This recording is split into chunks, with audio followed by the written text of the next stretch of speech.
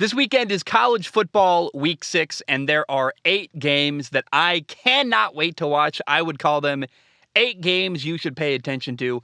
Game number 1 is number 8 ranked Tennessee at number 25 LSU. The game is in the Bayou. It's an SEC game with 2 top 25 teams, and what I find exciting here is you've got 2 interesting quarterbacks, Hendon Hooker at Tennessee and Jaden Daniels at LSU. Both of them can run around and make plays and throw the ball at a high level. Should be really fun. I'm really excited. I think this is going to be a really interesting, exciting SEC matchup. Again, with 2 quarterbacks who can make a lot of high-level plays. Game number 2 is number 17 ranked TCU at number 19 ranked Kansas. This is the biggest game in Kansas football in years and years and years. They have not been to a bowl game since 2008. It's been an awful run for the Kansas Jayhawks on the football side of things. They're a great basketball program. Hey, football's back, though. They're 5-0 right now. TCU is 4-0. TCU not only upset Oklahoma, I don't even know if you call it an upset. They embarrassed Oklahoma last week. And you got 2 teams that are both undefeated. Should be really fun. It's going to be an exciting, high-scoring game. At least that's what I'm hoping for. And Kansas's quarterback, Jaden Daniels, is a stud, man. He's got 11 touchdown passes, only 1 interception. He's run for another 5 touchdowns. In 5 games, he's got 16 total touchdowns. And Kansas TCU, it's one of those, I would call them like a guilty pleasure Big 12 games where you want to watch a bunch of scoring. I'm hoping for that, a high-level, high-scoring game. It's going to be fun and intense till the end. My fear is that the Kansas amazing start's going to end with a loss to TCU, quite frankly. Their schedule so far has been a lot of like Duke and a lot of not that impressive college football teams so far. This is a big game. Can Kansas win a big game at home as they revitalize their football program? Game number 3, unranked Arkansas at number 23, Mississippi State. It's a good old-fashioned SEC game. Arkansas lost to Alabama last week pretty badly. They're now unranked. But despite being out of the top 25, Arkansas is still a really fun program to watch. And Mississippi State is 4-1. They're running Mike Leach's offense. They're going to throw the ball all over the yard. KJ Jefferson, the quarterback for Arkansas, is fun. Will Rogers for Mississippi State is fun. It's going to be a great matchup, and I'm really excited. I think if it's probably not the most important game in college football this weekend, but if you're looking for a fun matchup that's going to be good and interesting, couldn't hurt to turn on Arkansas at Mississippi State. Game number 4 is number 11 ranked Utah at number 18 UCLA. UCLA is 5-0. Utah is 4-1. Their only loss was week 1 to an SEC program, Florida. And you got 2 quarterbacks in this game that are really fun to watch. Dorian Thompson-Robinson, DTR at UCLA, has never really shown what I've been hoping would be like high-level NFL quarterback level play. But man, this dude, DTR, is one of the most talented quarterbacks in all of college football. Can run, can throw. His arm is like so much better than anybody realizes. Like the effort level, he just effortlessly throws incredible throws all over the football field with ease. And DTR is going to be exciting to watch in a big matchup hosting Utah. Then Utah's got a fun quarterback, Cam Rising. He's got a fun personality, kind of this long-haired cowboy guy, drives an old-style pickup truck. I like watching him. And he should be fun to watch. So Utah, UCLA should be a good matchup this weekend. Game number 5, there's really only one reason to watch this game. It's number 5 ranked Clemson at Boston College. I don't know. This game feels like trouble. On the road at Boston College. I really want to watch to see DJ Uiagalelei, the Clemson quarterback, because he had a breakout game 2 weeks ago against Wake Forest. He was solid last week, but not that impressive. I'm curious how he does Saturday against a lesser opponent, Boston College, a team that doesn't have a great record. They're kind of middling. I don't know. On the road, Boston College, you got a decent quarterback, Phil Yurkovich. I'm just curious, is this a trap for Clemson where you kind of fall asleep at the wheel and play a bad game against a really good football team? Or not a great football team, but I guess my fear is that Clemson could play down to the level of their opponent, and this could be kind of a trap for Clemson. Game number 6, I think this is probably the most exciting and interesting game of the weekend. Washington State on the road at number 6 USC.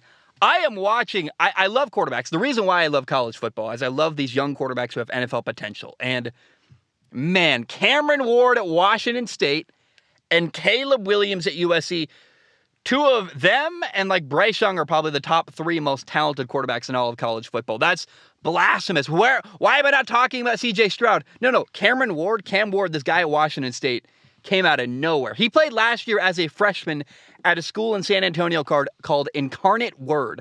I'd never heard of that football program before. Incarnate Word's coach went to be the offensive coordinator at Washington State. He brought Cameron Ward with him.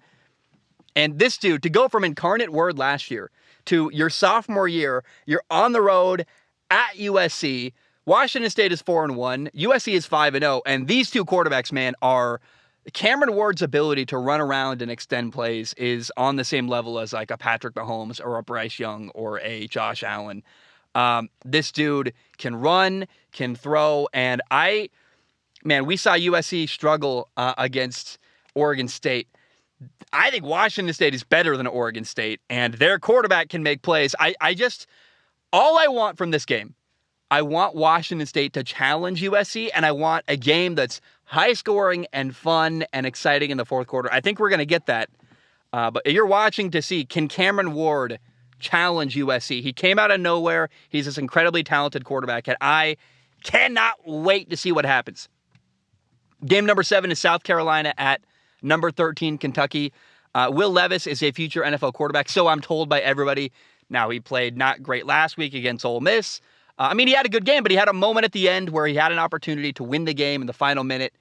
Didn't make it happen. He also wasn't great against Florida, so I'm interested to watch and evaluate Will Levis against South Carolina.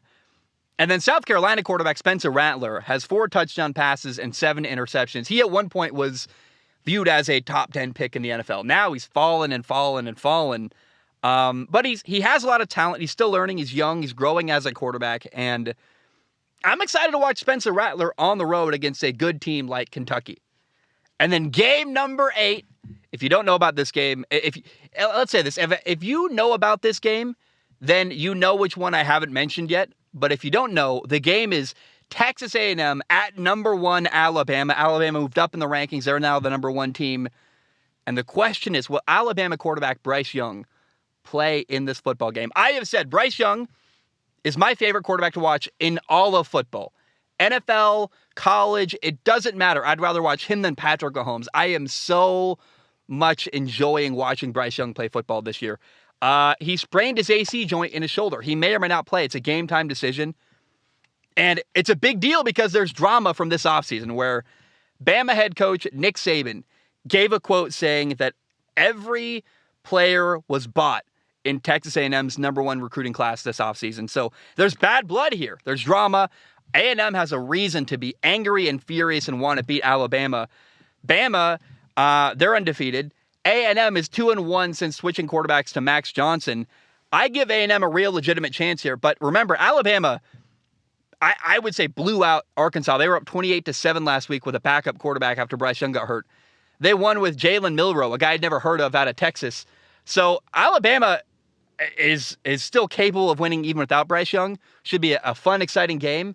And I think that if you're Alabama and you lose this football game, but you don't have Bryce Young playing, I think at the end of the year, they're still going to be able to make it into the top 4 teams that go to the college football playoff because the committee will say, well, remember that one game they lost when they lost to A&M, they didn't have Bryce Young.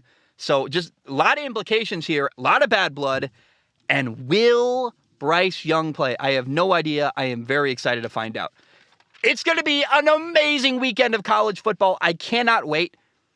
TCU at Kansas. The biggest game in Kansas in years. They're 5-0. They haven't made a bowl game since 2008. Now they're playing undefeated TCU at home with a chance to win, and their quarterback is so much fun. The A&M Bama game is going to be awesome. It's at Alabama. They're the number 1 team in the nation. Their starting quarterback may not play against a rival that hates them. And then, man, the thing to pay attention to, the best quarterback matchup this weekend, Cameron Ward on the road at USC against Caleb Williams. 2 future NFL quarterbacks, in my opinion, and maybe 2 guys who could be franchise quarterbacks. Cameron Ward burst onto the scene. He's very impressive. He's really good.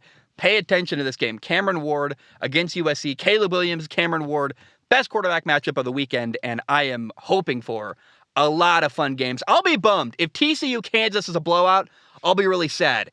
If A&M Bama's a blowout, I'll be sad. If USC blows out Washington State, I'm going to be disappointed. But at the very least, you're going to lean on games like, I think Tennessee, LSU is going to be fun. Arkansas against Mississippi State is going to be interesting.